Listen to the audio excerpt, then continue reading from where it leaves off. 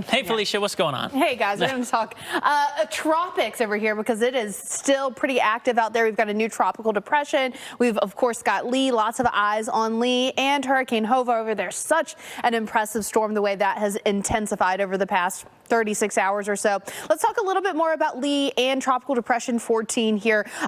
In terms of Hurricane Lee, now a Category 2, winds at 105 miles per hour, expected to continue increasing in strength. Now, right now, it's just under 900 miles east of the northern Leeward Islands. As it continues moving west-northwestward, you're going to start to notice some of those increased swells. I mean, you're probably already noticing, but you'll really notice increased swells and beach erosion for places like Puerto Rico, the Virgin Islands, especially the northern Leeward Islands as well. Look at the forecast. By Saturday morning, 160 miles per hour, guys. This is going to be a beast moving through the western Atlantic here and then just kind of grazing north of the island. Still something to really keep a close eye on. Certainly lots of indirect impacts will be felt from Lee. Here's where we are in terms of our tropical cyclone names. The next one would be Margot. So probably will end up seeing a Margot before all is said and done because we still have 63% of the season left to go. As we know, September usually peaks right around September 10th. That's our statistical peak typically.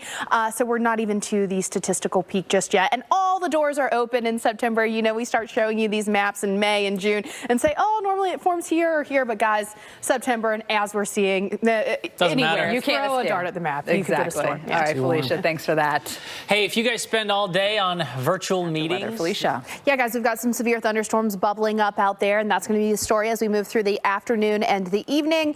Going to want to keep an eye to the sky across much of the Northeast. The storms could get feisty, as we're seeing already. A couple severe thunderstorm warnings in this pocket of storms that's moving through West Virginia up through Pennsylvania, portions of Maryland getting in on that as well. Right now, this severe thunderstorm warning, 60-mile-per-hour wind gusts possible within this storm. So the cities of Broad Top, East Providence, West Providence, all included in that until 1 p.m. You can see it just crossed over that 76 corridor. And then another severe thunderstorm warning just south of that one for the cities of Cape and Bridge and Gainsborough. Guys, I'm going to have more on what we can expect in terms of the severe weather throughout the rest of the afternoon and evening. That's coming up next. So if you're in that area, stick around. Thank you. Thanks, Felicia. All right. Well, okay. Where is there going to be nice weather for garage sailing? Maybe by Sunday across the Northeast. It's still a little too. Isn't that when they normally have them on the weekends? Yeah, weekends. Oh, yeah. Early, too. Yeah, you got to go early. Get out there early. You don't want to get out there right now. We've got some severe thunderstorms. So let's talk about that. You can see these storms lighting up the map here, moving through portions of Virginia, West Virginia, Maryland, up through Pennsylvania. Quick look at this severe thunderstorm warning. 60-mile-per-hour wind gusts. So the cities of Broad Top, East Providence until 1 o'clock. So that's going to be expiring soon. A couple more severe thunderstorm warnings here for the city of Cape and Bridge. You could have some hail within that one, as well as 60-mile-per-hour wind gusts. And then to cities like Winchester until 1:30. Again, some hail, 60-mile-per-hour wind gusts. This is lifting to the northeast. So these storms are going to continue lifting northeast. Here's where we have that possibility for severe storms as we move through the day today, this afternoon into this evening. Those storms are going to be lighting up the map, damaging winds and a bit of hail going to be the biggest problems here. Some of us will be dealing with that as we're getting off of work. So just keep an eye to the sky. Know that any of those storms that get going could reach severe limits.